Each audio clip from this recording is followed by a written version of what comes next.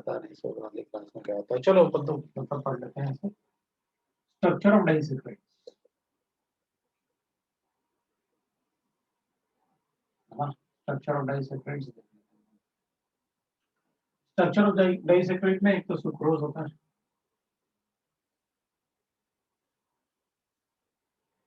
एक तो अपन को पढ़ना होता है सुक्रोज, और सुक्रोज में there will be a C1C2 linkage between alpha D glucose and beta D fructose.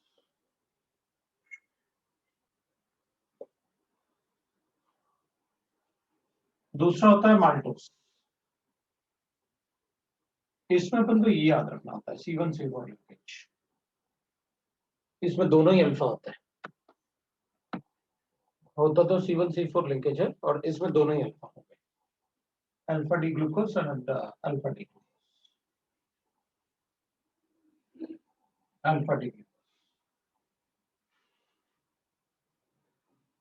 और थर्ड होता है दैट इज लैक्टोज, लैक्टोज में भी C1C4 लिंकेज होता है। अब इसमें होता है between the beta D galactose,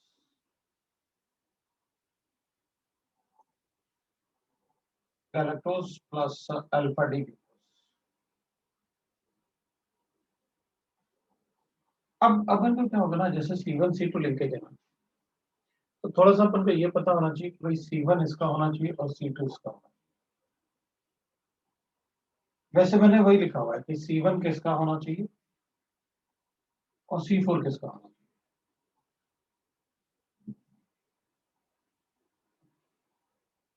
और मैंने पहले ही लिखा हुआ है। अब ये तो दोनों डी ग्लूकोज है, इसलिए कोई फर्क नहीं पड़ता। तो सुक्रोज का स्ट्रक्चर अगर अपन चेक करेंगे तो we can write that alpha D glucose, मतलब ऐसे मैंने आपको स्ट्रक्चर तो पता ही रखे हैं, अल्फा डी ग्लूकोज, ये CH2OH है, ये H है, ये OH है, ये H है, OH है, ये H है, OH है, ये H है, और ये OH है और ये H है, दोनों एक ही तरफ है तो अल्फा। और फ्रक्टोज में अगर अपन लिखेंगे तो will write that fructose will be like this ऐसे। फ्रक्टोज बनाएंगे अपन तो we can write like this, ऐसे लिख सकते हैं, अल्फा होगा तो बीटा फ्रक्टोज लिखना है अपन को, तो मैं इसको CH2OH लिख लेता हूँ, इसको OH लिख लेता हूँ, तो फिर ये OH होगा, ये H होगा, ये OH होगा, ये H होगा, और अल्फा बनाना है तो वी नो दैट CH2OH एक ही साइड, तो इससे वाटर हटा देंगे, इसका ये C1 है और ये इसका C2, जैसे अपन ने नंबरिंग सीखा था। तो इससे जो स्ट्रक्चर बनेगा that will be alpha D, that is sucrose will write. ये ग्लूकोज फ्रक्टोज है, ये तो बताने की जरूरत है। अब अपन क्या करेंगे सुक्रोज में, अगर इसमें चेक करेंगे तो अपन क्या करेंगे, हर बार अगर अपन को रिड्यूसिंग या नॉन रिड्यूसिंग शुगर चेक करना है तो इन कार्बन को चेक करेंगे। जैसे ये वाला कार्बन है तो इसमें तो 2C और एक ही OH है, तो चेक भी नहीं करने की जरूरत है, हेमी एसिटल या हेमी कीटल ग्रुप। इसमें कार्बन 1 में अगर चेक करेंगे तो अपन एक H है, एक OH है, एक C है और एक OC है, that will be a hemiacetal group. एक C है और एक OC है, एक H है, तो इधर H है, लेकिन अब ये OC बन गया, तो पहले हमें हेमी एसिटल था, लेकिन अब ये क्या बनेगा, एक O और एक C बन जाएगा, तो अपन इसको OC लिख सकते हैं, तब ये एसिटल बन जाएगा इसका, ठीक है ना, जिससे CH2 बच जाता है। तो अपन क्या करेंगे, ये बन गया एसिटल ग्रुप,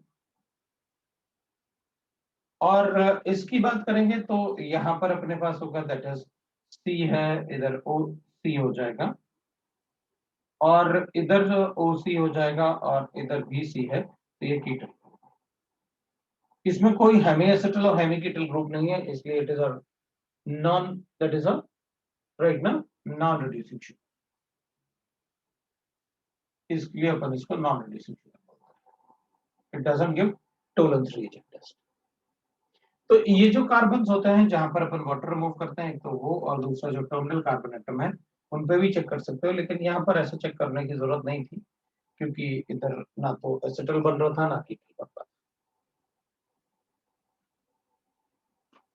अब अगर अपन बात करते हैं कंपैरिजन करने के लिए कि भाई माल्टोस की बात, माल्टोस को लिखने से पहले कि वो रिड्यूसिंग शुगर है कि नहीं एक बार चेक करते हैं। अल्फा डी ग्लूकोज, लेकिन इसमें C1C4 लिंकेज होता है, ये भी याद रखना। जो रिड्यूसिंग शुगर होता है उनमें C1C4 लिंकेज होता है, जो नॉन रिड्यूसिंग होता है उसमें C1C2 लिंकेज अपन को बताते हैं। तो अपन क्या करेंगे, जैसे रिड्यूसिंग और नॉन रिड्यूसिंग शुगर है तो अपन उसको ऐसे, तो अल्फा डी ग्लूकोज, और पहले तो अपन अल्फा डी ग्लूकोज लिख लेते हैं। ये बीटा होते हैं, दोनों बीटा होगा, ये दोनों अल्फा होता है। तो ये दोनों अल्फा होंगे तो विल राइट लाइक दिस, ये अपन को पता है। तो अपन क्या करेंगे, मैल्टोज में दोनों अल्फा होते हैं और लैक्टोज में दोनों बीटा होते हैं, तो उस तरीके से अपन याद भी रख सकते हैं। और सुक्रोज में एक अल्फा और एक बीटा होता है।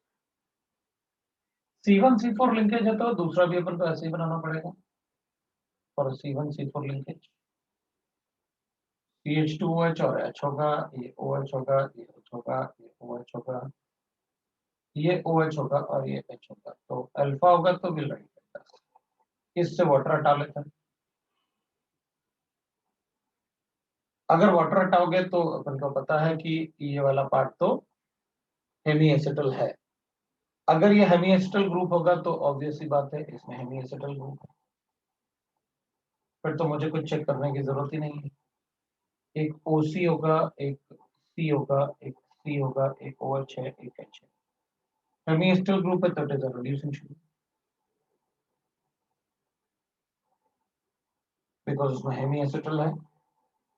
हेमी एसिटल या हेमी कीटल होगा तो वो टोलेंस टेस्ट देते हैं, ये अपन को पता है। फिर अगर अपन लिखेंगे दैट इज लैक्टोज, तो लैक्टोज का C1 लेना होता है अपन को, बीटा डी लैक्टोज, तो एक OH ले लेते हैं अपन ऐसे, और इधर भी OH होगा, इधर भी OH होगा, ऐसे लिख लेते हैं अपन। ये अपन CH2H, और इसको अपन रिड्यूस कर लेते हैं, दैट इज इसमें अपन बता देते हैं भाई डी बीटा डी ग्लूकोज कैसे होगा, तो इसमें भी एक और C1C4 लिपिड बना देते हैं।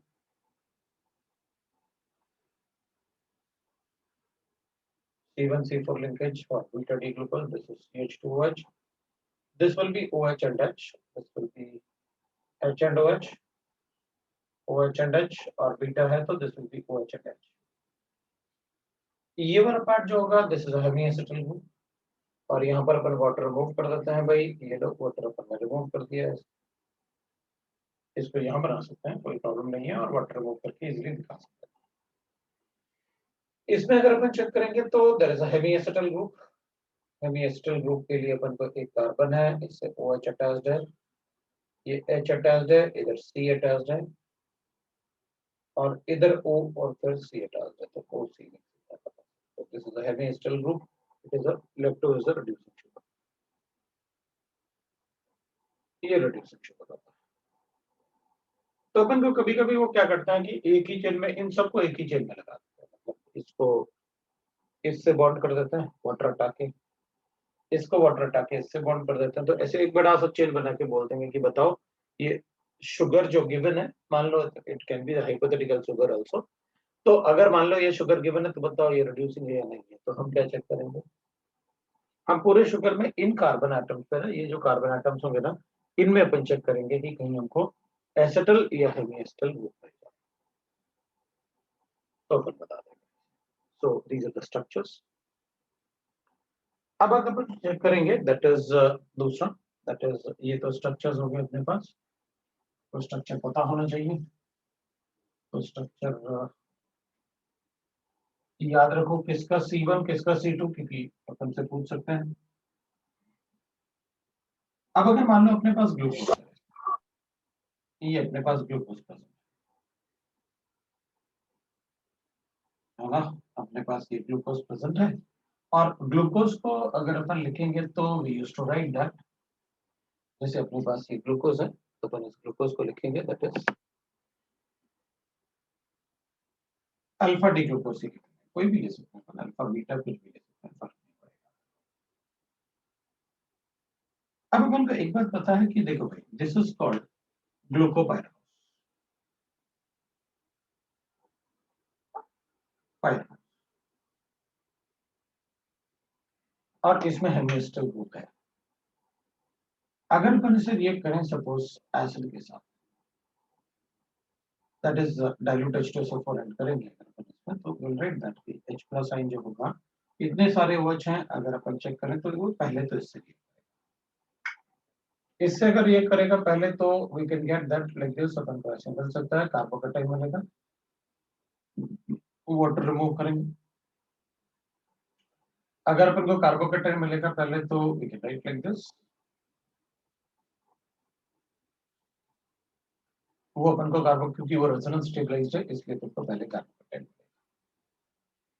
अब अगर अपन इसको रिएक्ट करते हैं सपोज CH3OH के साथ, वैसे तो अपन बहुत सारे रिएक्शन बता सकते हैं निकाल के, तो अगर इसे CH3OH से रिएक्ट करेंगे तो वी नो दैट ये रेसमाइज्ड होगा, D और L फॉर्म होगा, तो अपन को D और L दोनों को डायस्टिक आइसोमर्स जैसे मिल जाएगा। ये सब तो ऐसे ही रहेंगे, इनके कॉन्फ़िगरेशन कभी चेंज नहीं होने वाले, इनके कॉन्फ़िगरेशन तो ऐसे ही रहेंगे, लेकिन इसका कॉन्फ़िगरेशन चेंज होगा, दैट इज एक तो OCH3 बनेगा ऐसे और एक नीचे की तरफ बनेगा ऐसे, तो DL मिक्सचर मिल जाएगा, ये बन जाएगा। अगर DL मिक्सचर बनेगा तो इसको अपन कहेंगे, जो बनेगा ना उसको अपन कहते हैं ग्लूकोपाइरानोसाइड।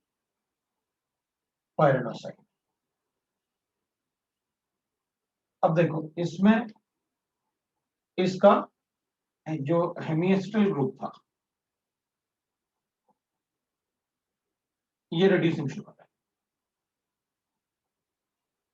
ठीक है ना, लेकिन इसमें इसका हेमिएस्टल ग्रुप नहीं, ना it become acid, so this is non reducing sugar. मतलब अगर पैरानोसाइड लिखा हुआ है, इसका मतलब हमने उसका हेमिएस्टल ग्रुप को डिस्ट्रॉय कर दिया। तो अगर ग्लूकोपाइरानोस लिखा हुआ है तो it will B reducing sugar, लेकिन अगर आपने पैरानोसाइड लिखा हुआ है तो इसका मतलब ही it is a hemi, it is not a hemiketal group, it will be a hemiacetal or it is a ketal or acetal, ठीक है ना। तो अपन ने उसका मतलब एसिटल ग्रुप जो था वो डिस्ट्रॉय कर दिया, तो it will B non reducing. तो ठीक है, अपन याद रखेंगे उसको, कोई प्रॉब्लम नहीं। फिर अगर अपन इसको रिएक्ट करें सपोज जैसे और अगर एक्सेस में होगा तो हम सारे चेंज कर सकते हैं, लेकिन सारे चेंज करने का कोई मतलब नहीं होगा अपन को।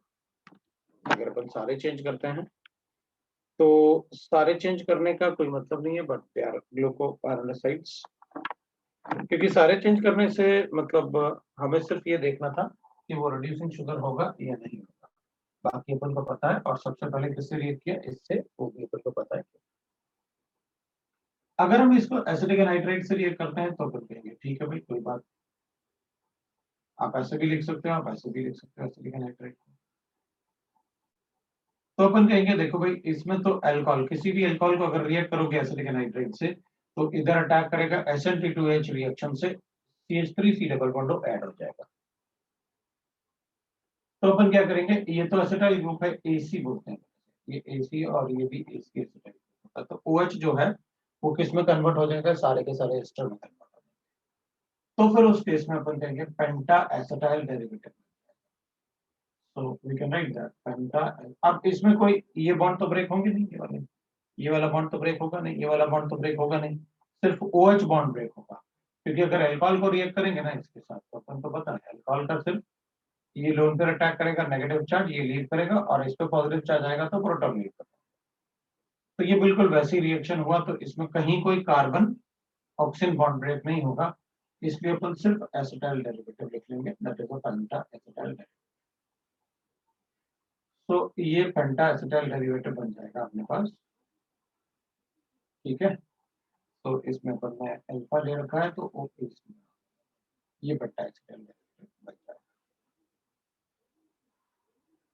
Acetyl derivative. तो इस टाइप से अपन बता सकते हैं कि भाई पेंटा एसिटाइल डेरिवेटिव बन। So that is about the reducing sugar and non-reducing sugar, और ये what is pyranose and pyranoside, तो वो अपन बता सकते हैं कि वो reducing sugar होगा या नहीं होगा, ग्लूकोपायरानोज एंड पायरानोसाइड, तो वो थोड़ा सा अपन को पता होना चाहिए,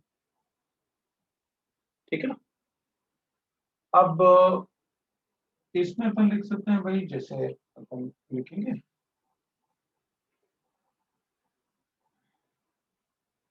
ग्लूकोपायरानोज एंड ग्लूकोपायरानोसाइड्स।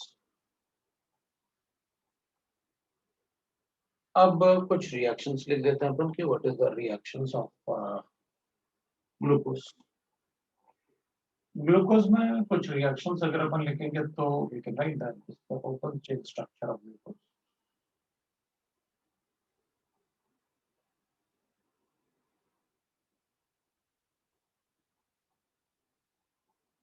तो ग्लूकोज में अपन क्या करेंगे कि भाई जैसे ये है, तो नो रिएक्शन विथ 2,4-DNP,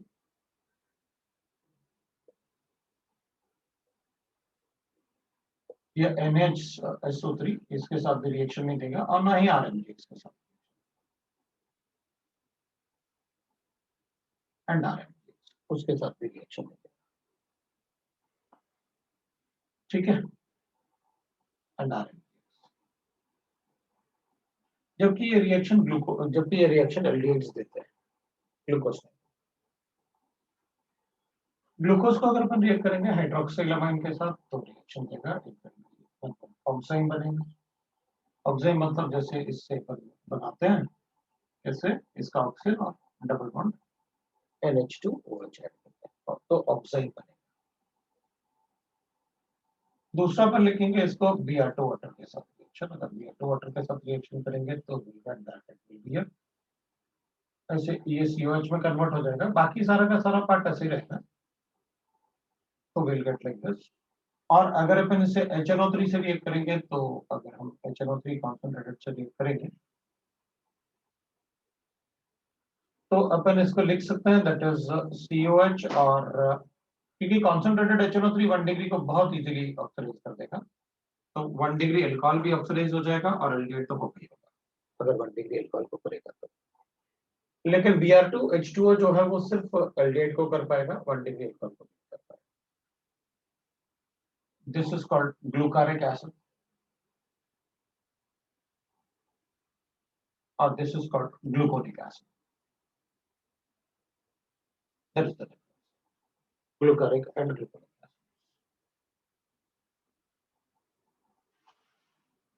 अगर मैं चेक करूंगा कि भाई इसको, और अब HiO4 वगैरह तो अपन को पता है कि इधर एल्डिहाइड बन जाएगा, बाकी सब कार्बोक्सिलिक एसिड बनेगा, तो 1 मोल्स HCHO बनेगा, वो 1 डिग्री अल्कोहल की वजह से, बाकी 5 मोल्स HCOH बनेंगे।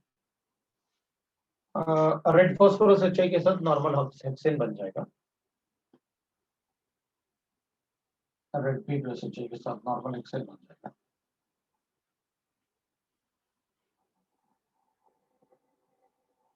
और अगर अपन टोलेंस रिएजेंट के साथ रिएक्ट करेंगे तो अपन को पता है that will form a gluconic acid,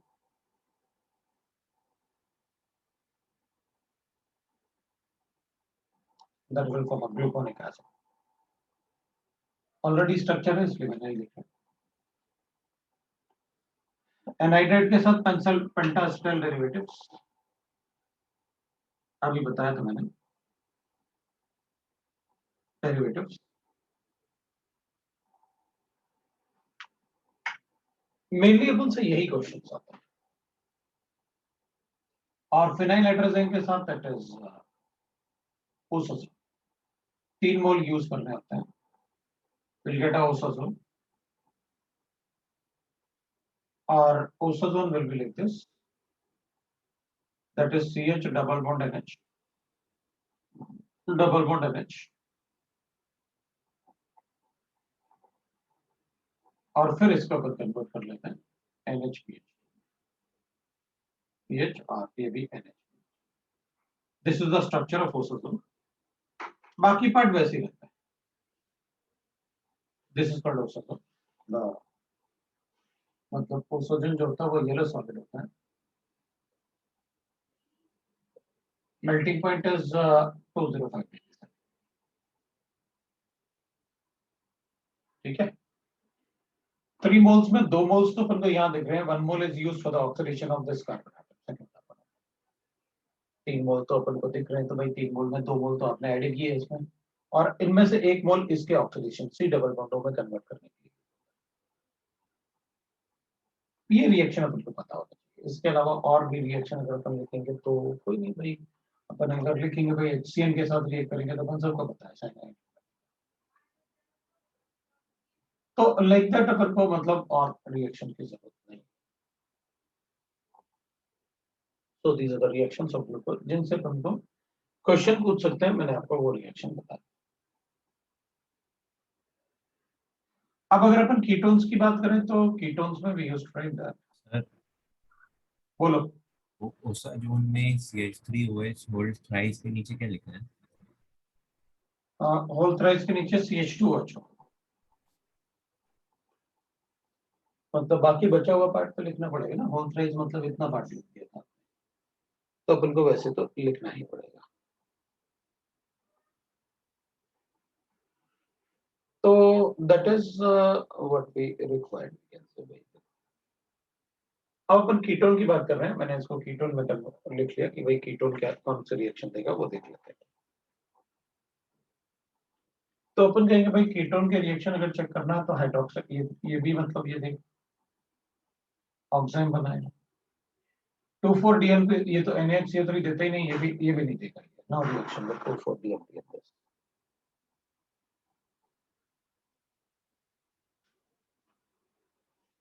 Br2H2 के साथ इसमें कोई रिएक्शन नहीं होगा बिकॉज कीटोन तो वैसे भी ऑक्सीडाइज नहीं होने वाला. कीटोन तो है ना ग्लूकोनिक एसिड को नहीं देगा रिएक्शन. एल्डिहाइड इजीली दे देगा. Bromine water is a very weak oxidizing agent. तब तो अपन एक डिफरेंशिएट करने के लिए भी अपन बता सकते हैं कि Br2 वाटर यूज कर सकते हैं एल्डिहाइड कीटोन को डिफरेंशिएट करने के लिए. वैसे ये फ्रक्टोज है. अपन फ्रक्टोज के सॉल्युबिलिटी से भी बहुत बता सकते हैं. फ्रक्टोज का सॉल्युबिलिटी ज्यादा होता है ग्लूकोज से, तो फ्रैक्शनल क्रिस्टलाइजेशन से सेपरेट भी कर सकते हैं. इसके साथ रिएक्ट करूंगा तो it will not be glucaric acid. Glucaric acid तो ग्लूकोज में बनता है. इसमें अपन कहेंगे एक तो ग्लाइकोलिक एसिड बनेगा. मतलब ये वाला पार्ट ऑक्सीडाइज हो जाएगा और ये वाला पार्ट, ये वाला कार्बन. तो एक तो gluconic that is glycolic acid बनता है. Glycolic acid. और इस वाले पार्ट से मीसोटार्ट्रिक एसिड एक बनेगा अपने पास. Concentrated H2SO. सो मीसोटार्ट्रिक.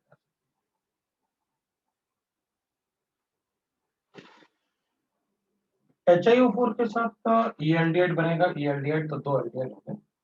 1 2 3 तो कार्बोक्सिलिक एसिड बचेंगे और एक CO2 हो जाएगा जो कीटोन से बनेगा. मतलब अपन देखेंगे तो ये और ये अपन को इजीली डिफरेंशिएट कर रहा है ग्लूकोज और फ्रक्टोज. इसमें यही बनेगा, इसमें भी यही बनेगा ग्लूकोनिक एसिड. क्योंकि ये तो मतलब अल्फा हाइड्रोक्सी कीटोन है तो ऑब्वियस सी बात है. और कीटोन और ग्लूकोज जो होता है वो आपस में एक दूसरे से हमेशा इक्विलिब्रियम में होता है. अगर एक्वस सॉल्यूशन में रखोगे तो दोनों के दोनों एक दूसरे से equilibrium. This is your fructose. इसको अगर अपन टॉटोमराइज करेंगे तो it will be like this.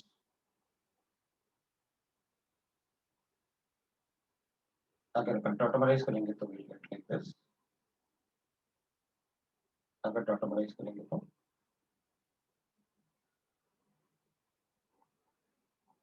और इसको फर्दर टॉटमराइज करेंगे अगर तो विल गेट लाइक दिस, फिर टॉटमराइज करेंगे तो C H double bond C H हो जाएगा और OH हो जाएगा।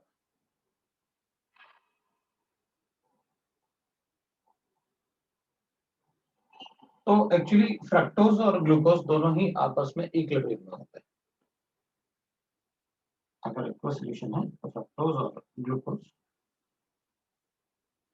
इक्विलिब्रियम में है, तो अगर ये इक्विलिब्रियम आएगा ग्लूकोज का तो ऑब्वियस सी बात है this will give the total test,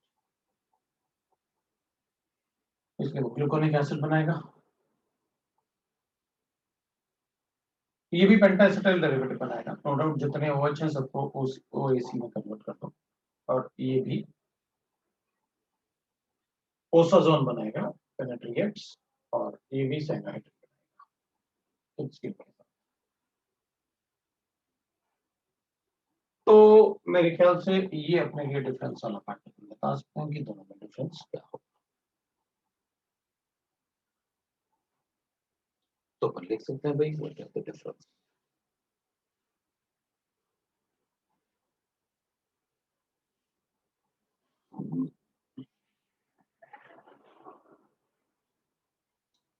मेरे ख्याल से अपन को ग्लूकोज और फ्रक्टोज में बस यही पता होना चाहिए, और मुझे नहीं लगता कुछ ऐसे मतलब पूछते हैं, बहुत सारा पार्ट होता है, लेकिन यही अपने पास मेनली ग्लूकोज और फ्रक्टोज में पूछा जाता है। अब आपको कोई डाउट है तो आप पूछ लो, तो ये डाउट है हमको बता दो।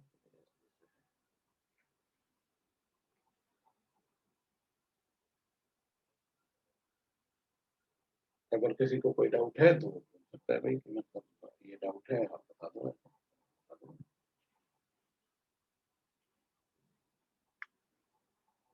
तो नेक्स्ट अपन फिर लिखते हैं मतलब प्रोटीन्स पढ़ लेते हैं भाई कि प्रोटीन्स में क्या क्या पढ़ना है अपन को, वो देख लेते हैं।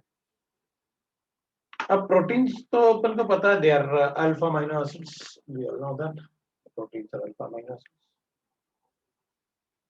अब ना कुछ कुछ एक बात है, जैसे अब टेस्ट ऑफ कार्बोहाइड्रेट्स, मतलब ये भी देगा वो भी देगा कार्बोहाइड्रेट्स का टेस्ट। अब इसमें कुछ कुछ टेस्ट होते हैं, जैसे मतलब कार्बोहाइड्रेट्स में वैसे एक ही टेस्ट होता है, तो मैं कुछ टेस्ट आपको मतलब ऐसे ना लिख के एक मतलब तुम उसको बार बार लिखने के लिए ना कि भाई सारे टेस्ट प्रोटीन और कार्बोहाइड्रेट्स के एक साथ लिख के ना अपन उनको थोड़ा याद करते रहे, वो कहता है टेस्ट ऑफ कार्बोहाइड्रेट। मैं उनको एक लिस्ट बना के आपको भेज दूंगा, क्योंकि अपन जब मैंने देखा मतलब वो डिस्कशन किया उसमें ये पता चला कि टेस्ट वो भी ज्यादा पूछते हैं, वो टेस्ट वगैरह भी कार्बोहाइड्रेट और protein.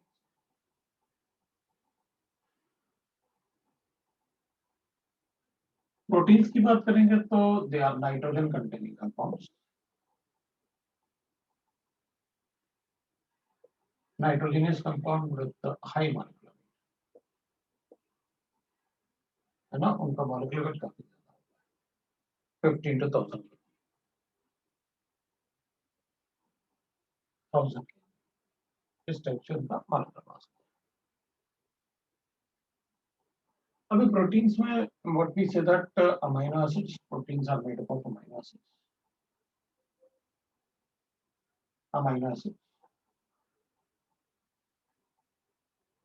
and most of the naturally occurring amino acids are, जो नेचुरली अकरिंग अमीनो एसिड होते हैं उनके एल कॉन्फ़िगरेशन होता है, जैसे कार्बोहाइड्रेट में D configuration, amino acids are of L configuration. तो अमीनो एसिड्स जो होते हैं उनके एल कॉन्फ़िगरेशन,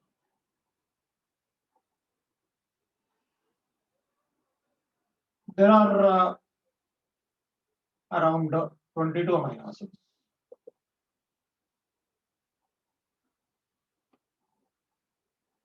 राइट ना, और 22 में अपन कहते हैं कि भाई देखो 22 अमीनो एसिड्स, इनमें से 10 तो एसेंशियल अमीनो एसिड्स होते हैं, 10 नॉन एसेंशियल होते हैं,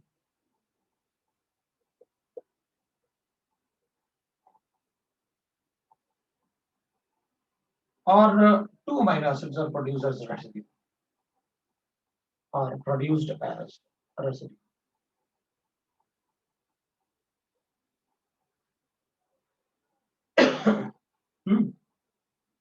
So the 2 amino acids are produced as residue. तो अपन लिखेंगे भाई जो मतलब रेसिड्यू होते हैं वो जो अमीनो एसिड जिनको अपन रेसिड्यू बोलेंगे they will be methionine and cysteine.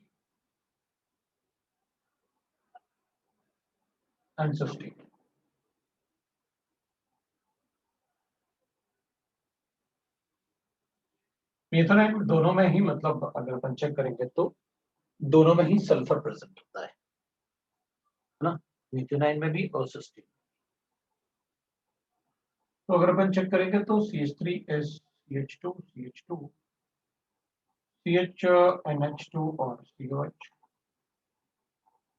that is methionine और cysteine will be SH group होता है इसमें और CH2 CHNH2 and COH that is cysteine। तो ये रेसिड्यू जैसे जिनमें सल्फर होता है वो रेसिड्यू जैसे। अब एजेंशियल का मतलब हो गया कि भाई वो अपन को खाने पड़ेगा और नॉन एजेंशियल का मतलब हो गया कि वो अपन को खाने नहीं पड़ते हैं, बॉडी खुद बना लेती है। तो अब पहले भी अपन ने पढ़ा हुआ है ना, अमीनो एसिड प्राइवेट टेम हा ये 10 अमीनो एसिड्स हो गए जो एजेंशियल होंगे और ये भी अपन ने पहले पढ़ा हुआ है ना।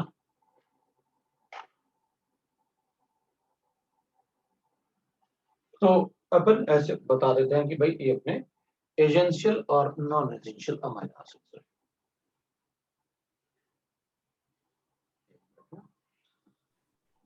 तो एजेंशियल और नॉन एजेंशियल अमीनो एसिड्स।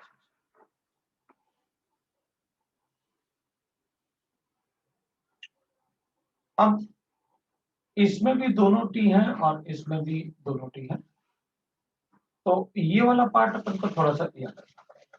अब भाई 3 टी वाले हो गए ना, तो कौन सा किस में एजेंशियल में होगा या नॉन एजेंशियल में वो अपन को पता। तो दिस इज ट्रायोसाइन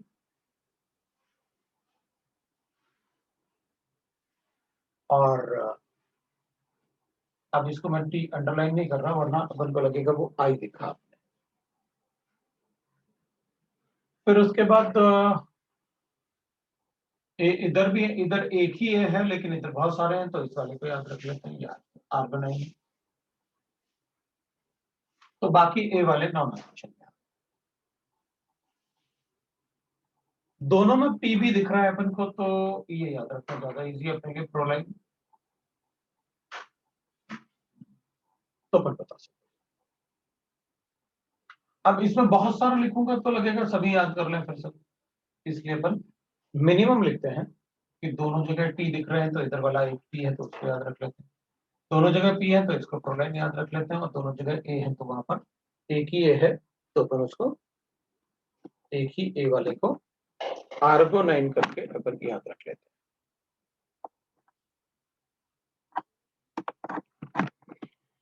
तो that is how we can write that कि भाई ये अमीनो एसिड्स में थोड़ा अपन याद रखें।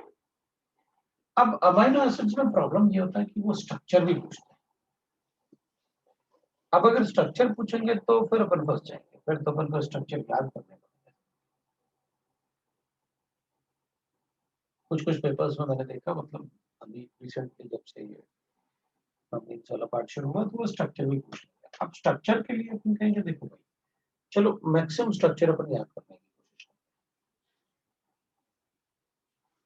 करें। अब स्ट्रक्चर्स की बात करें अल्फा अमीनो एसिड्स में तो अपन कहेंगे देखो भाई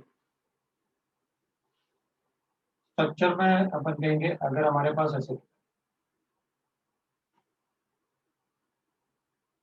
CH और ये NH2 लिखते हैं अपन और इसको ग्रुप जी, तो इसको COH लिख लेते हैं। तो if G is H the group है, ये ग्रुप लिखा मैंने, और जी को ये पोटेंशियल लिखेंगे, इधर अपन ग्रुप लगाते हैं। अगर वहां ग्रुप की जगह आप H लिखोगे तो it is glycine, the simplest amino acid, जो simplest amino acid and the only amino acid which doesn't have pyroxene, क्योंकि इधर हाइड्रोजन होगा, इधर हाइड्रोजन होगा, तो this अगर अपन ग्रुप की जगह CH3 लिख लेना, ग्रुप की जगह अपन अगर आइसोप्रोपाइल ग्रुप लिखते हैं तो इट इज वेलाइन। इवन अगर अपन PH और CH2 ऐसे लिख लेते हैं तो दैट इज फिनाइल एलानाइन।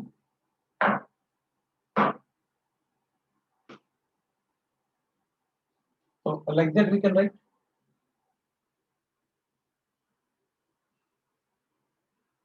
अब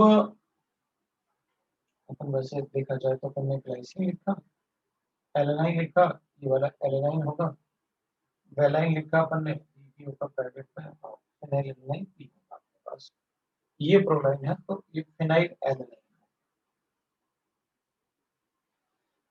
तो बहुत सारे तो अपन ऐसे अगर सारे याद रखेंगे तो सबके स्ट्रक्चर ही बना,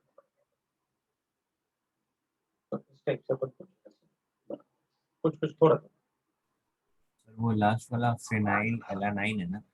एलानाइन है। तो अब अपन लिख लेंगे भाई कि देख, थोड़ा बहुत और लिख सकते हैं अपन, जैसे अमाइनो एसिड जिनमें 2 डिग्री अमाइन होता है, तो इसमें ये तो 1 डिग्री अमाइन है, तो amino acid with 2 degree, with 2 degree amine, तो प्रोलाइन होता है 2 डिग्री अमाइन में, अमाइनो एसिड जिसमें 2 डिग्री अमाइन होगा। और ट्रिप्टोफैन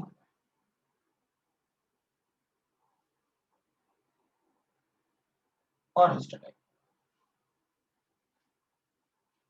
ये तीन ही होंगे जिनमें 2 डिग्री अमाइन होगा। फिर ऐसे अपन लिख सकते हैं amino acid with the aromatic ring, phenyl alanine तो होगा ही होगा ना, जिसमें एरोमेटिक रिंग होता है।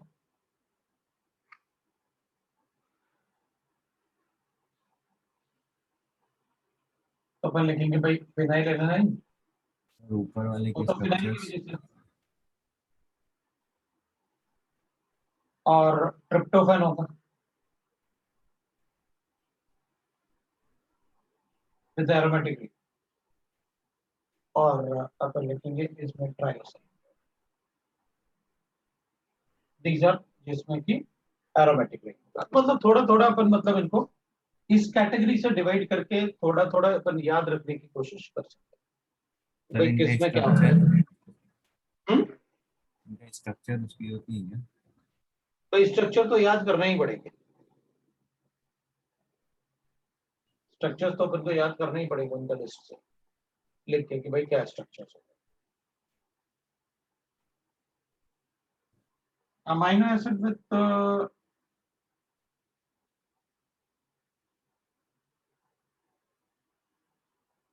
2 carboxylic acid,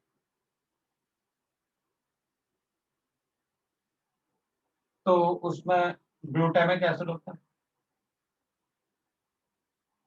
and aspartic acid.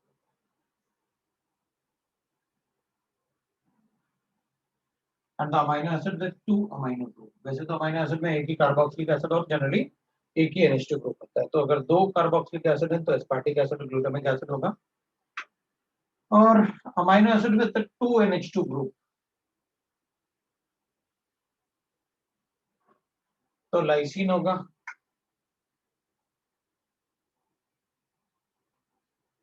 Right.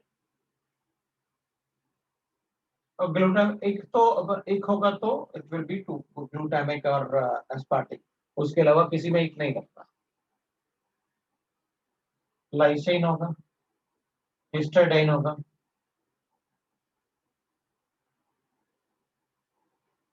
To amino, lysine है और हिस्टाडाइन है और आर्गोनाइन।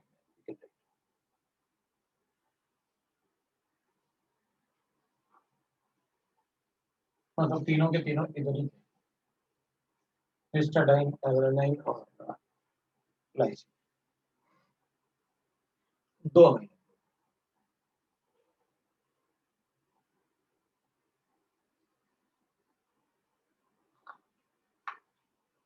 अब रेड दैट प्रोटीन्स की बात, अब पेप्टाइड्स की बात, protein peptide.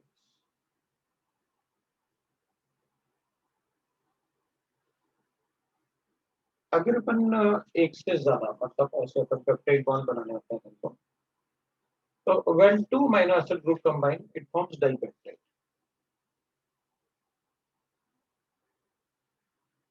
group combines it forms dipeptide।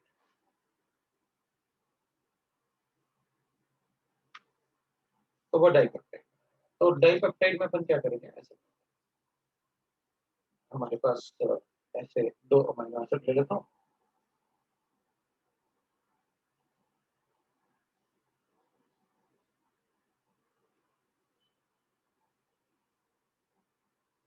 और यहाँ भी अपन ऐसे कर लेते हैं 4,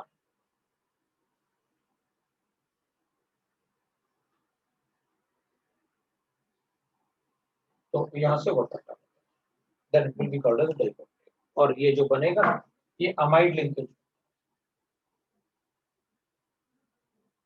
दिस इज कॉल्ड। जैसे अपन ने डाइपेप्टाइड बनाया, सो अगर एक ही इसमें 2 अमीनो एसिड कंबाइन करेंगे तो डाइपेप्टाइड, 3 अमीनो एसिड कंबाइन करेंगे तो tripeptide and so on. So when 3 amino acid combine, then it is dipeptide, tripeptide, और फिर टेट्रापेप्टाइड ऐसे अपन लिख करेंगे।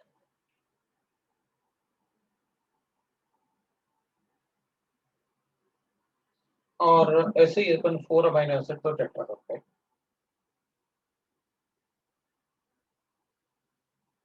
अगर इसमें suppose will say that is greater than और equal to 50 amino, then it is called polypeptide। These polypeptides are called protein। तो इसका मतलब ये है कि अमीनो एसिड्स में जब number of amino acids is equal to greater than 50 तो अपन उन्हें कहेंगे protein. So that is called protein. तो प्रोटीन में एक बड़ा सा चेन होता है, और अगर कभी भी चेन को टर्मिनेट करना है तो आप लेफ्ट हैंड साइड पे ही NH2 लिखना और राइट हैंड साइड पे ही कार्बन लिखना। वो मतलब लिखने का एक रूल है कि वो N टर्मिनल हमेशा लेफ्ट हैंड साइड पे होगा और C टर्मिनल मतलब कार्बन हमेशा राइट हैंड साइड, जब भी अपन अमीनो एसिड को टर्मिनेट। अब स्ट्रक्चर्स तो एक बार लिख के देखना, याद करना भाई कैसे, मतलब उनको याद रख सकते हैं मैक्सिमम, तो थोड़ा बहुत तो याद बताया करना भाई कैसे याद रखें। बाकी एसेंशियल पूछते हैं, नॉन एसेंशियल पूछते हैं, कुछ भी अमीनो एसिड में मतलब कुछ भी पूछते हैं, मैं बताया भाई स्ट्रक्चर में याद ही करने पड़ेंगे वो स्ट्रक्चर, तो इनका शॉर्टकट नहीं है। तो दैट इज प्रोटीन्स। अब ज़िट्राइन देख लेते हैं भाई क्या होता है। So due to presence of that amino group and the carboxylic acid group, it exists as a dipolar. So ज़िट्राइन मतलब it is dipolar, dipolar, उसको ज़िट्राइन। Due to presence of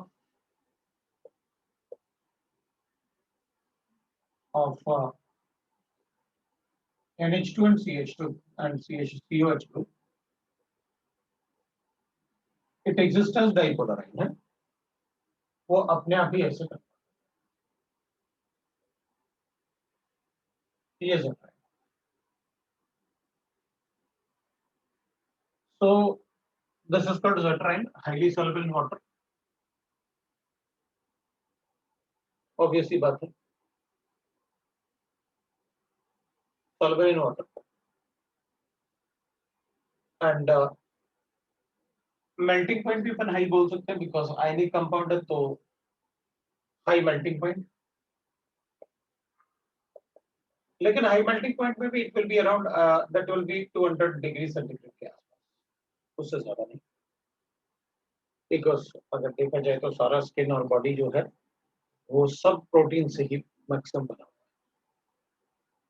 तो वो सब मेल्ट हो जाता है 200 डिग्री से.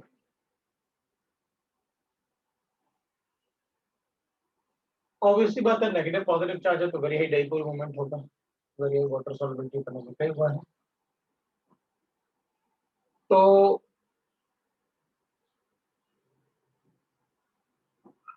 we can say that on electrolysis, तो अपन कहेंगे on electrolysis in acidic medium. On electrolysis अभी डाइपोल इवन है तो कैटायन भी है और एनायनिक चार्ज, तो depending on the medium acidic और बेसिक. एसिडिक होगा तो ये प्रोटॉन को एक्सेप्ट कर लेगा, कैटायनिक होगा. बेसिक होगा तो इससे प्रोटॉन निकाल देगा और वो नेगेटिव चार्ज होगा तो एनाइन होगा. So depending on the medium, depending on medium of solution. तो इन एसिडिक मीडियम अगर एसिडिक मीडियम होगा तो ये प्रोटॉन ये कार्बोक्सिलिक एसिड होगा तो ये कैटायनिक होगा, कैटायन होगा तो कैथोड की तरफ आएगा, it migrate towards cathode. In basic medium, it will migrate towards the anode.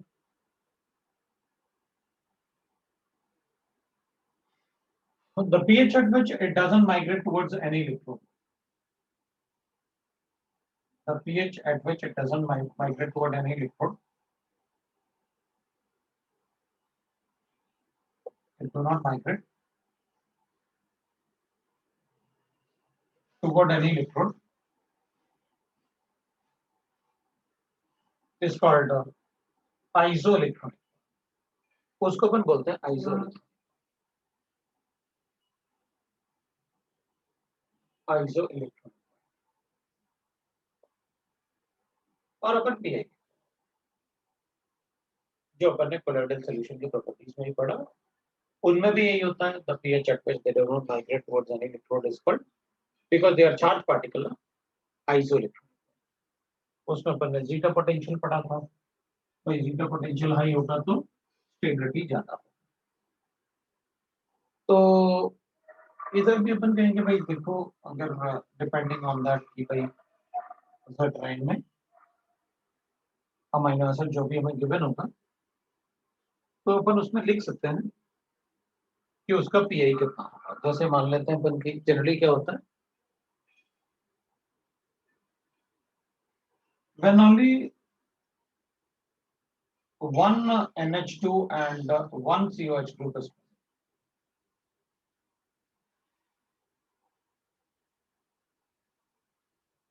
present, तब उस केस में then PI is between 5.5 to 6.5 for all amino acids. अगर एक ही NH2 और एक ही कार्बोक्सिलिक एसिड ग्रुप है सभी के लिए PI.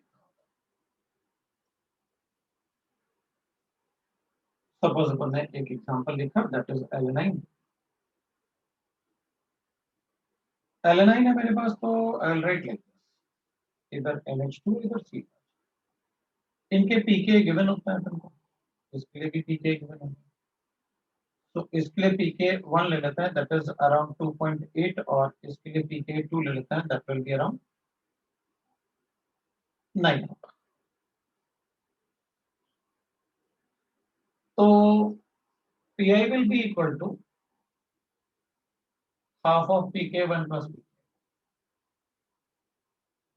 तो ठीक है, we are able to calculate 2.8 plus half of 2.8 plus 9. So 2.8 plus 9 divide by 2 कर देते हैं, तो it will be that is 11.8 divided by 2. 5.9, तो it will be between उतना ही होता है. These are exact value what you have.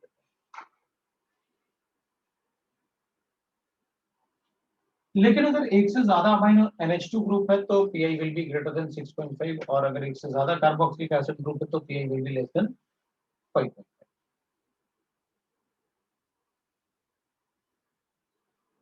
तो अगर अपन चेक करेंगे, जैसे अगर एक से ज्यादा COH ग्रुप है तो दैट विल बी लाइक, जैसे ग्लूटारिक एसिड वगैरह होता है तो उसमें अपन को चेक करना होता है कि भाई Pi कितना होगा. तो अगर एक से ज्यादा कार्बोक्सिलिक एसिड ग्रुप है तो Pi will be greater than, we can write that. मान लो अपने पास ग्लूटारिक एसिड, उसमें एक से ज्यादा पीओ वो COH.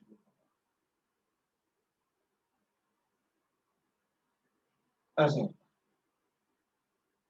तो अपन कहेंगे इसके लिए हमें पीके गिवन होता है, इसके लिए पीके 1 होगा, 2.1 होता है, इसके लिए पीके 2 होगा, दैट इज 4.2 होगा, और इसके लिए पीके 3 होगा, और वो भी 9.8.9.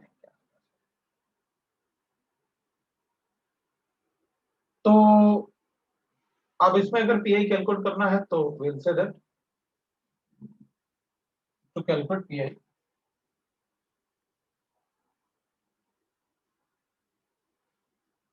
हम क्या कर सकते हैं, इसको एसिडिक मीडियम में एज्यूम. इन एसिडिक मीडियम आपकी मर्जी, आप बेसिक मीडियम में भी एज्यूम कर सकते हो, मैंने एसिडिक मीडियम में एज्यूम कर लेता हूं. एसिडिक मीडियम में it will exist like this, तो मैं इसको ऐसे लिख लूंगा एसिडिक मीडियम में, this is an acidic medium, और फिर उसको न्यूट्रलाइज करूंगा धीरे धीरे, थोड़ा थोड़ा बेस ऐड. अगर मैं इसमें बेस ऐड करूंगा तो व्हाट विल हैपन, इन तीनों साइट में से, जो ये तीनों साइट है, इनमें से तीनों साइट में से सबसे पहले ये रिएक्ट करेगा. Lower the pK more is the acidic strong, तो अपन कहेंगे पहले वो रिएक्ट करेगा. आई गेट, आपको पीके वैल्यू गिवन होगी, कोई प्रॉब्लम नहीं है अपन को. पीके वैल्यू गिवन होगा तो मुझे हमेशा पता रहेगा कि कौन पहले रिएक्ट करेगा, जिसका पीके कम है वो पहले रिएक्ट करेगा. फिर उसमें थोड़ा और OH डालते हैं, और OH डालेंगे तो इन दोनों में से अब ये रिएक्ट करेगा, तो मेरे पास OOCS नेगेटिव, CH2 होल 4 और CH, you can write that NH2 और COH, ये बनेगा. अभी एक और साइट है अपने पास जो कि एसिडिक है और रिएक्ट कर पाएगा, तो अपन इसको रिएक्ट करवा देते हैं. तो अगर अपन इसको भी रिएक्ट करवाएंगे तो will right like this, that is OOC, that is negative charge on the CH2 whole 4. CH अब NH2 बनेगा और ये CO नेगेटिव बनेगा, ये बन जाएगा. तो अपन क्या करेंगे, जब अपन ने इसको OH ऐड करके न्यूट्रलाइज किया तो pK 1 यूज किया, इसमें pK 2 यूज किया, और उसमें pK 3 यूज. अब कोई भी pK यूज, मतलब मैं यहाँ pK 2 लिख ले, 3 लिख लेता, यहाँ 2 लिख लेता, कोई फर्क नहीं पड़ता. मतलब हमें तो बस चेक करना है कि भाई कौन से pK किस स्टेप में अपन यूज कर रहे हैं. इसमें ओवरऑल चार्जेस +1, इसमें ओवरऑल चार्जेस 0, एक प्लस है एक माइनस है. इसमें ओवरऑल चार्जेस एक दो नेगेटिव है तो -1, और इसमें 2 -2 होता है.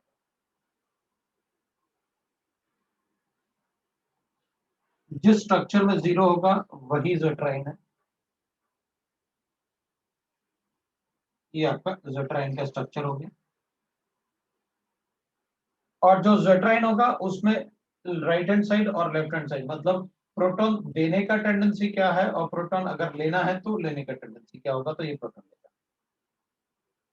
तो इसका प्रोटॉन लेने का टेंडेंसी और प्रोटॉन देने का टेंडेंसी, इनका एवरेज इसका पीआई होता है. तो ठीक है, अपन करेंगे इसमें pI will be equal to, वो ज़ेट्राइन को देख के बता सकते हैं अपन, आप इसको पीएच भी बोल सकते हो क्योंकि वो पीएच ही अपन चेंज कर रहे थे वो चैट करके.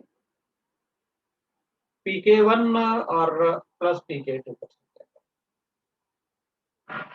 ऑब्वियसली बात है, आप लिखोगे 2.1 plus 4.2 divide by 2, so it will be equal to 6.3। 6.3 मतलब हो जाएगा अपने पास 3.15, तो it will be less than 5.5। इसको अपन pH भी बोल सकते हैं ऐसे, pH is equal to that is 3.15, तो pH विल बी व्हाट, अपन कहेंगे 14 माइनस 3.15 ऐसे लिख सकते हैं। तो कभी कभी अपन से pH भी बोल सकते हैं, बताओ भाई pH कितना होगा या pOH कितना होगा या इसके लिए pOH कितना होगा, तो अपन जेट रैंक से कैलकुलेट करके बता सकते हैं। ये आपका जेट रैंक और उसके कैलकुलेशन। हाँ, अगर एक से ज्यादा NH2 ग्रुप है, जैसे अपन यहाँ पर 2 कार्बोक्सिलिक एसिड थे, तो pI will be less than 5.5। अगर 2 अमाइनो ग्रुप है तो pI will be greater than 6। तो और जेट्राइन पूछ लेते हैं अपन से कि भाई बताओ कि ये अपने पास ग्लूटामिक एसिड है, इसका जेट्राइन कैसे बनेगा। तो अपन इसको नहीं बनाना है या इसको नहीं बनाना है, ये डिपेंड करेगा, अपन को गिवन होगा पीके, अपन बता सकते हैं। और अगर पीके नहीं भी गिवन होता और जेट्राइन बनाते तो अपन क्या करेंगे ना, NH2 तो एक ही था ग्लूटामिक एसिड में, अपन को ये चेक करना है कि अगर NH2 एक ही है और 2 कार्बोक्सिलिक एसिड ग्रुप है, तो अपन चेक कर लेते हैं कि दोनों में से ज्यादा एसिडिक कौन सा है, वो प्रोटॉन देगा और ये लेगा। अब ऐसे ही बोल सकते हैं। तो सिर्फ जेट्राइन बनाना है तो अपन ऐसे बना सकते हैं जेट्राइन। So that is about the जेट्राइन। प्रोटीन के स्ट्रक्चर में तो जनरली नहीं पूछते तुमसे ज्यादा, स्ट्रक्चर ऑफ प्रोटीन।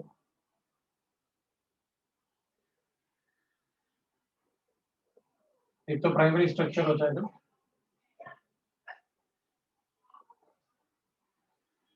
दूसरा सेकेंडरी स्ट्रक्चर लिख सकते हैं अपन,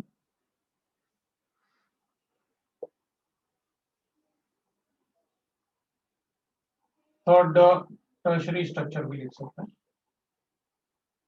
और क्वाटरनरी भी हो जाता है structure of protein, quaternary structure of protein. Primary structure में simple, it will be a linear chain of amino acids, internal और linear chain of amino acids,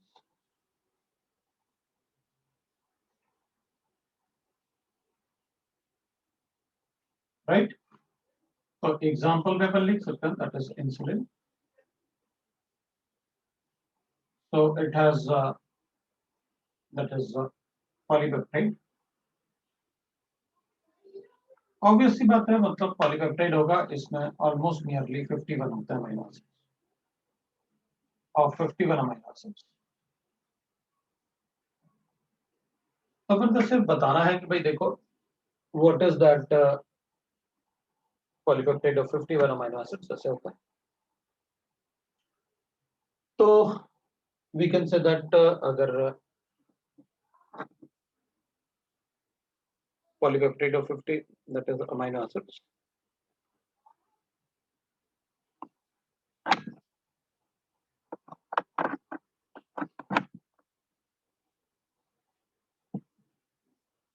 ठीक है, 51 अमीनो एसिड्स। सेकेंडरी स्ट्रक्चर दो टाइप से होता है, एक तो अपन कहते हैं अल्फा हेलिक्स और दूसरा अपन कहते हैं beta helix. Alpha helix and beta helix होता है। अल्फा हेलिक्स में क्या होगा, जो लीनियर चेन होता है वो फोल्ड हो जाएगा, कॉइल्ड अप हो जाएगा, मतलब alpha helix will be like this, ऐसे कॉइल्ड अप हो जाएगा,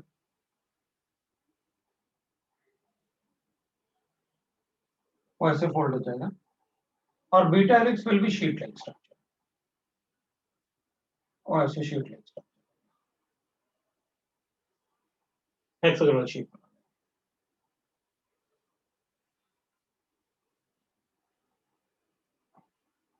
टर्शियरी स्ट्रक्चर में क्या होगा, वो फोल्ड भी हो जाएगा। और quaternary structure it is having more than two, मतलब more than one chain of amino, मतलब ऐसे बना, वो क्वाटरनरी होता है, दो चेन आपस में जाएगा।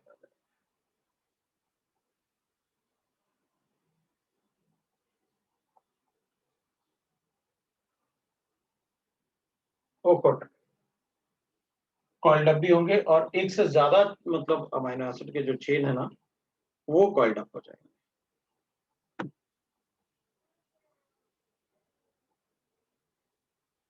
तो अब अपन तो कोई ड्रॉ करने के लिए बोलने वाला तो है नहीं।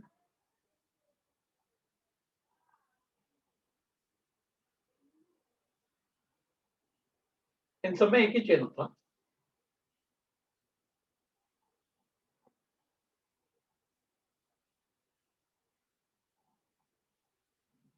अब ये कॉइल्ड अप होने का रीजन होता है कि भाई coiled up due to hydrogen bonding.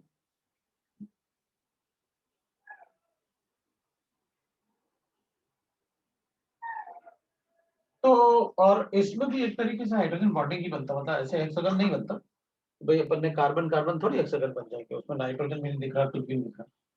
वो तो इसमें भी नहीं बताया ना मैंने, लेकिन अपन ऐसे शीट्स लाइक स्ट्रक्चर होता है,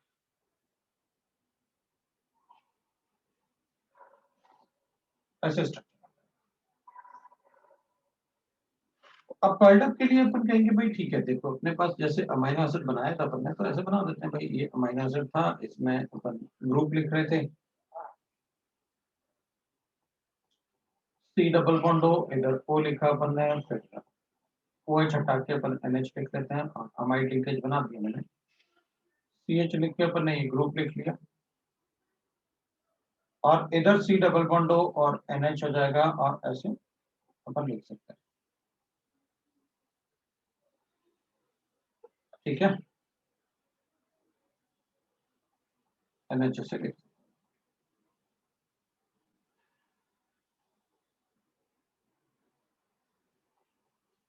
जब भी आप राइट हैंड साइड पे अगर उसको मतलब टर्मिनेट करोगे, तो उधर हमेशा C रखना, और लेफ्ट हैंड साइड में हमेशा N रखना। राइट हैंड साइड में हमेशा C रखना, और लेफ्ट हैंड साइड में हमेशा N रखना। तो जो हाइड्रोजन बॉन्डिंग की वजह से वो कॉइल्ड अप होते हैं, वो इन दोनों का हाइड्रोजन, इसकी वजह से कॉइल्ड अप होते हैं, और ऐसे मुड़ जाएंगे तो कॉइल्ड अप। अब ये वाले पार्ट को बनाने की जरूरत नहीं, क्योंकि रोल तो मेनली CO और NH का ही होता है, तो आप ऐसे बना सकते हैं। मेरे पास NH है और C डबल, बीच में अपन इस ग्रुप को लिख लेते हैं, ये डॉट जो लगाया मैंने वो ये है CH और G। फिर आप NH लिख सकते हैं, फिर आप C डबल बॉन्ड लिख सकते हैं, फिर आप NH लिख सकते हैं, ऐसे बना सकते हैं। ये अमाइड वाला पार्ट है। तो अपन क्या करेंगे, इसको ना फिर ऐसे बना सकते हैं, जैसे ये बनाया अपन ने, तो इसको ऐसे C डबल बॉन्ड हो, यहाँ NH नीचे वाला ग्रुप होगा, और यहाँ पर फिर C डबल बॉन्ड होगा, फिर नीचे वाला NH होगा, फिर C डबल बॉन्ड ग्रुप होगा, ऐसे ऐसे अपन बना सकते हैं।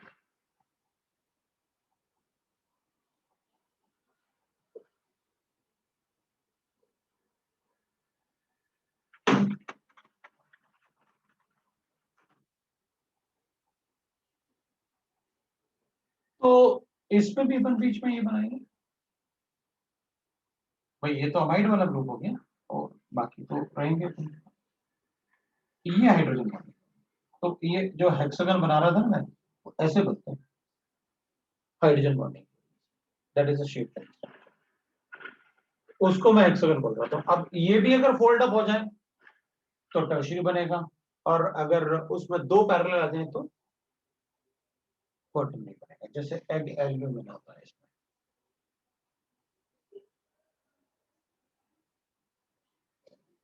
अब ये एग्जांपल वगैरह में से मुझे जरूरत नहीं पड़ेगी अपन को, ये कैरेटिन होता है, ये इंसुलिन है, ये कैरेटिन है।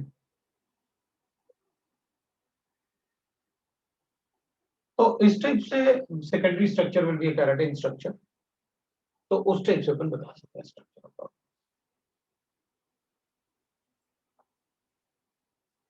What are the factors on which the stability of protein depends? Stability of protein depends. Protein depends. अगर अपन का स्ट्रक्चर देखना है, व्हाट आर द फैक्टर्स, तो एक तो अपन कहेंगे भाई देखिए स्टेबिलिटी का रीजन हाइड्रोजन बॉन्डिंग तो दिख ही रहा है अपन को, हाइड्रोजन बॉन्डिंग राइट ना। So hydrogen bonding between C double bond O and NH group, एक तो वो हाइड्रोजन बॉन्डिंग उसका रीजन हो जाएगा। दूसरा इसको अपन ऐसे देख लेंगे कि भाई अगर मान लो दो प्रोटीन ऐसे चेन है, अपन ऐसे प्रोटीन चेन बना देते हैं और इनमें चेक करते हैं, तो अपन कहेंगे देखो जो NH बॉन्ड है वो और इधर जो C डबल बॉन्ड है वो, उन दोनों के बीच में हाइड्रोजन बॉन्ड, उसको अपन बता रहे हैं हाइड्रोजन बॉन्ड। दूसरा होता है सल्फर सल्फर बॉन्ड, जो कि मतलब एज के साथ वो प्रोडक्शन कम हो जाता है क्योंकि रेसिड्यू होते हैं, तो वो स्किन ग्लो, फेस ग्लो सब चला जाता है। वो रेसिड्यू जो बनते हैं वो अगर नहीं बनेंगे तो फिर फेस ग्लो वगैरह सब चला जाता है, that is sulphur sulphur bond. फिर अपन लिख सकते हैं एक चेन में जो वंडरल फोर्सेस है और दूसरे चेन के जो वंडरल फोर्सेस हैं वो, तो यहाँ पर इनमें वंडरल फोर्सेस होंगे, तो ये वंडरल फोर्सेस हो गए। और थर्ड अपन लिख सकते हैं कि भाई जो कॉम्प्लेक्स बनता है जैसे NH3 पॉजिटिव और COO नेगेटिव, मतलब इलेक्ट्रोस्टैटिक अट्रैक्शन, ये भी रिस्पॉन्सिबल है, ये भी रिस्पॉन्सिबल है। तो ये इलेक्ट्रोस्टैटिक अट्रैक्शन है, तो वी कैन राइट दैट कि भाई एटलीस्ट 4 फैक्टर्स को तुमको पता है formation of due two sulphur sulphur bond formation. तो सल्फर सल्फर बॉन्ड फॉर्मेशन एक तो वो रेसिड्यू जैसे बनता है अपन को, तो वो पता है। और third we can write that it is van der Waals forces between the hydrophobic group, van der Waals forces, or fourth that is electrostatic attraction, so electrostatic attraction। तो ये स्ट्रक्चर्स के लिए अपन को थोड़ा सा आइडिया होना चाहिए, जैसे दो चेन आपस में मतलब ऐसे अट्रैक्शन कर रहे हैं, तो that is the reason for their attraction of chains.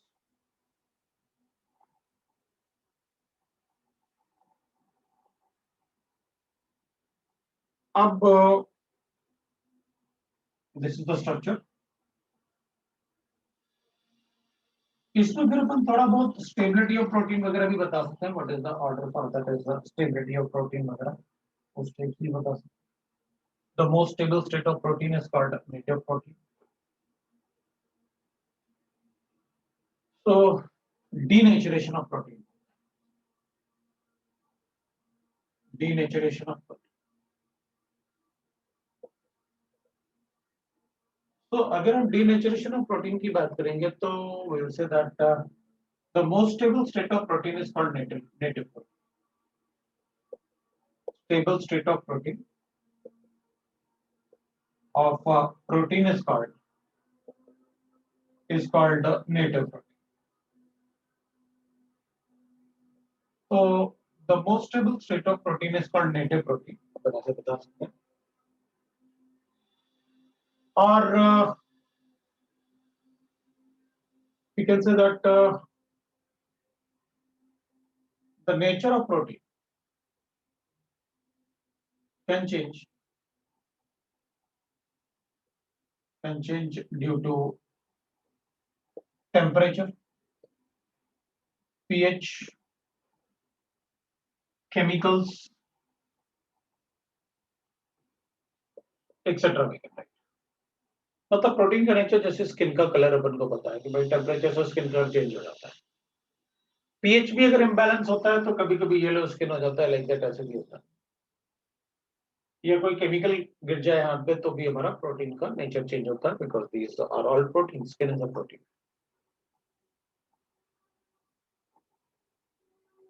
तो डीनेचुरेशन ऑफ प्रोटीन, तो native state is most stable state of protein, और इससे उसका डीनेचुरेशन होता है। This is called denaturation of protein. This change in nature is called denaturation.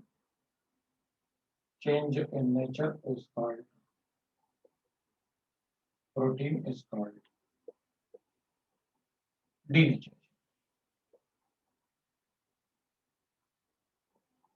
of protein.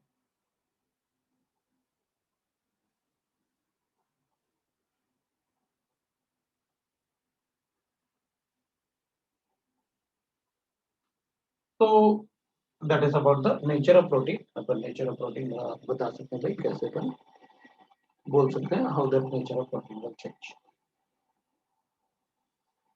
अब proteins में preparation of protein वैसे तो अपन पढ़ चुके हैं, प्रिपरेशन ऑफ अमीनो एसिड्स जो है वैसे तो अपन काफी कुछ पढ़ चुके हैं कि भाई जैसे अपन लिखेंगे बाय HBZ रिएक्शन, जैसे अपन पढ़ा हुआ है। अपन क्या करते हैं, CH3CH है यहाँ पर कोई भी आ, और इसको CH2COH लिख लेते हैं, और बाद में अपन इसको लिख लेते हैं दैट इज P+Br2, तो अपन इसको लिख लेते हैं CH3CH, Br आएगा और C डबल होगा। तो आप इसको अमोनिया से रिएक्ट कर लो। आप अगर अमोनिया से रिएक्ट करोगे तो will get that CH3CHNH2 and will get, अगर अमोनियम क्लोराइड लोगे तो हाइड्रोलिसिस करने की जरूरत, इससे रिएक्ट करवा देंगे पहले, नेगेटिव चार्ज आएगा तो NGP रिएक्शन करवा देंगे, Br हटा के फिर अमोनिया ऐड कर लिया, बाद में हाइड्रोलाइज कर लेंगे। तो एक तो अपन ऐसे बना सकते हैं, तो इस टाइप से प्रोटीन वगैरह बनाने के लिए, अगर हमें प्रोटीन वगैरह बनाना है तो यू कैन से दैट इस टाइप से अपन उनके रिएक्शंस लिख सकते हैं। अब प्रोटीन के इसके अलावा अपन लिख सकते हैं that is with Gabriel phthalimide reaction. अब गैब्रियल थैलामाइड में अपन कहेंगे देखो भाई हमारे पास पोटेशियम थैलामाइड, पोटेशियम थैलामाइड अपन ने बनाया था, दैट इज पोटेशियम थैलामाइड,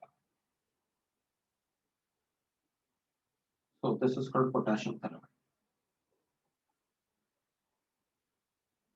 अभी पोटेशियम थैलामाइड को रिएक्ट करवाते हैं कोई ऐसे कंपाउंड से जिससे कि अपन को अमीनो एसिड्स मिल जाए, तो अल्फा हेलो एस्टर्स से रिएक्ट करवा देते हैं।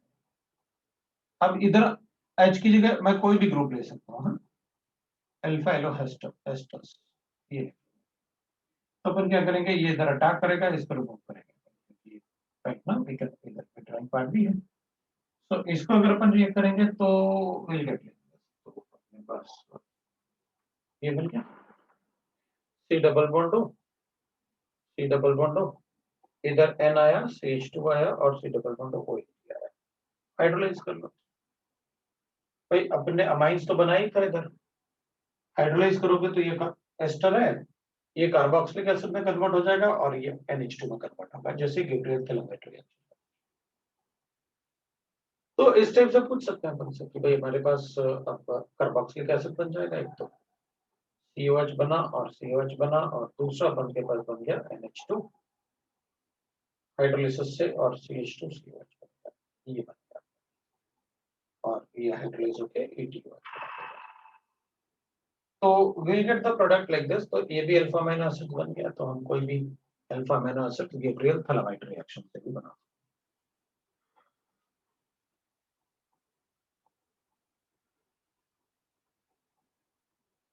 तो इस टाइप से